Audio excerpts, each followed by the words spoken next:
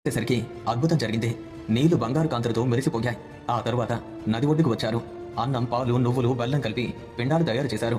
సుధన్వుడు భక్తితో మోకాలపైన కూర్చుని ఒక్కొక్క పిండాన్ని ఉంచుతూ అన్నాడు, నా తండ్రి గారికి ఈ పిండం, నా తాతగారికి ఈ పిండం, నా పితామహులందరికీ కూడా మీరంతా ఈ ఆహారం స్వీకరించండి, తృప్తి చెందండి.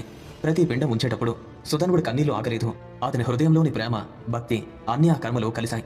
అకస్మాత్తుగా దక్షిణ దిశ నుండి దివ్యమైన వెలుగు వచ్చింది. ఆ వెలుగులో కొన్ని దివ్యమైనటువంటి రూపాలు కనిపించాయి. కుమార, సుధన్వ, మేము నీ పితరులం. ఎన్నో సంవత్సరాలుగా పితృలోకంలో కష్టపడుతున్నాం. మాకు మోక్షం లేదు. కానీ ఈ రోజు నీవు చేసిన తర్పణం, ఈ పిండదానం మాకు నేరుగా చేరింది. నీ భక్తి, నీ ప్రేమ, నీ కన్నీళ్లు మాకు తృప్తినిచ్చాయి. మేమిప్పుడు మోక్షానికి వెళ్తున్నాం. నిన్ను ఆశీర్వదిస్తున్నాం. నీకు తప్పక సంతానం కలుగుతుంది. నీ రాజ్యం తప్పకుండా అభివృద్ధి చెందుతుంది. సుధన్వుడు సాష్టాంగ నమస్కారం చేశాడు. అదే సమయంలో శివాలయం నుండి ఘంటానాదం వినిపించింది. లింగం మీద నుండి దివ్యజ్యోతి ప్రకాశించింది. భగవాన్ శివుని యొక్క వాణి వినిపించింది. రాజా సుధన్వ, నీ పితృభక్తి చూసి నేను సంతోషించాను. ఈ రోజు నుండి ఈ అమావాస్యను చొల్లంగి అమావాస్య అని పిలుస్తారు. ఈ రోజు ఈ క్షేత్రంలో కర్మ చేసిన వారి 7 తరాల పితరులకు మోక్షం కలుగుతుంది. నీకు నా ఆశీర్వాదం. ఒక్క సంవత్సరంలోనే నీకు పుత్రుడు తప్పక జన్మిస్తాడు. ఇక అప్పుడే దక్షిణ దిశ నుండి మరొక దివ్య తేజస్సు వచ్చింది. యమధర్మరాజు ప్రత్యక్షమయ్యారు. రాజా, నేను పితరుల అధిపతిని. అమావాస్య నాడు భూలోకం మరియు పితృలోకం మధ్య ఒక ద్వారం తెరుచుకుంటుంది. కానీ చొల్లంగి క్షేత్రం విశేషమైంది. ఇక్కడ చేసిన కర్మ 7 తరాలు పితరులకు చేరుతుంది.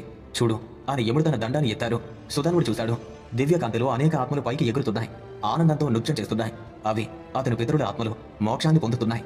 యముడు సుధన్వుడిని ఆశీర్వదించి అంతర్ధానమయ్యాడు. ఇక సుధన్వుడు రాజధానికి తిరిగి వచ్చాడు. అక్కడే అద్భుతమైన మార్పులు జరిగాయి. వర్షాలు కురిశాయి, పంటలు పండాయి, రాజ్యం కూడా అభివృద్ధి చెందింది. ఒక సంవత్సరంలో రాణికి అద్భుతమైనటువంటి పుత్రుడు జన్మించాడు. ఆ పుత్రుడుకు పితృదత్త అని పేరు పెట్టారు.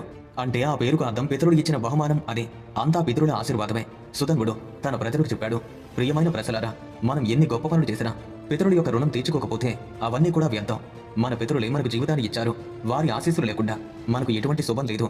చొల్లంగి అమావాస్య రోజు పితృ తర్పణ చేస్తే 7 తరాల పితరులకు మోక్షం, పితృదోషం తొలుగుతుంది, సంతానం కలుగుతుంది, ఆరోగ్యం, సంపద లభిస్తుంది. మీ పితరుడు శాంతిగా ఉన్నప్పుడే మీరు కూడా శాంతిగా ఉంటారు. నేటికి చొల్లంగి అమావాస్య పవిత్ర దినంగా పరిగణించబడుతుంది. ప్రతి సంవత్సరం వేల మంది భక్తులు ఈ చొల్లంగి క్షేత్రానికి వచ్చి తమ పితరులకు తర్పణాన్ని చేస్తారు.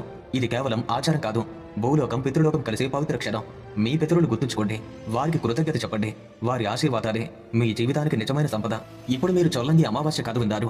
రాజు సుధన్వుడు తన పితరుడికి ఎలా మోక్షం కలిగించాడో చూశారు. ఈ కథ నుండి మనం నేర్చుకోవలసింది, మనం మన పితరులు ఎప్పుడూ మర్చిపోకూడదు. వారికి తర్పణం శ్రాద్ధం చేయడం మన ధర్మం.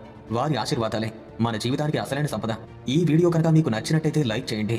ఇలాంటి మరిన్ని అద్భుతమైనటువంటి ఆధ్యాత్మికపరమైన వీడియోల కోసం ఇప్పుడే మన ఛానల్ను సబ్స్క్రైబ్ చేసుకోండి. మీ పితరులందరికీ సద్గతి కలగాలని, మీ జీవితంలో శాంతి సంతోషం నిండాలని మనస్ఫూర్తిగా కోరుకుంటూ సర్వేజన సుఖినో భవంతు.